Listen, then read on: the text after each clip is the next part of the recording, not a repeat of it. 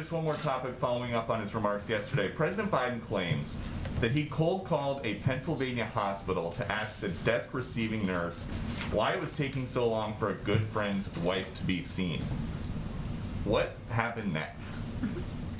Well, the context of why the president told this story, which I think is important, and I promise I'll answer your question, is that he was expressing that hospitals, frontline workers, nurses, doctors in emergency rooms are still seeing and feeling the impact of the number of people who are unvaccinated, who are filling beds and in emergency rooms, ICUs, and it is preventing, in some cases, people who have other illnesses, who may be seeking treatment, who may be fearful of a heart attack, other people who might be going to the emergency room from getting the care that they need. I don't have any other update for the privacy of this individual. But setting aside the privacy of the individual, how often does President Biden call around trying to help his friends cut the line?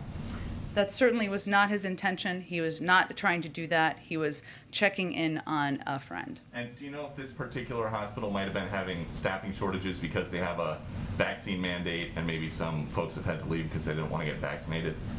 I would love for you to account for me where that is the issue over more so than the number of unvaccinated who are filling emergency rooms, filling ICU beds. That is the problem in hospitals across the country. Go ahead. Jen, what does the president say to inflation is a big issue right now for Americans from coast to coast as we head into the holidays.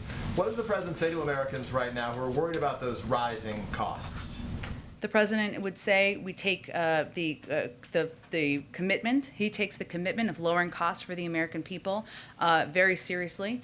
We, of course, have seen and from outside experts, including the Federal Reserve, OECD, and others, that their expectation is that these inflation rises will be transitory, that they will come back down next year, and that one of the best things we can do is pass his agenda. That's what outside economists, 17 Nobel laureates have conveyed in order to reduce the risk of inflation over the long term. But he's also attacking this from everywhere he can. If you take, for example, the cost of meat in the grocery store, which we know is of concern to the American people. We believe that the lack of competition is a huge issue here, that the conglomeration of big companies in some industries is a huge factor, so he's also taken that on. But we would say to the American people that what we're trying to do is lower your costs, whether it's childcare, whether it's the cost of meat, or whether it's ensuring this is not an issue in years to come. And for clarity, the time frame is still with the Fed said of next year. There isn't any better time frame the White House can give Americans about how long we kind of got to hunker down and get through this. Americans should know that the Federal Reserve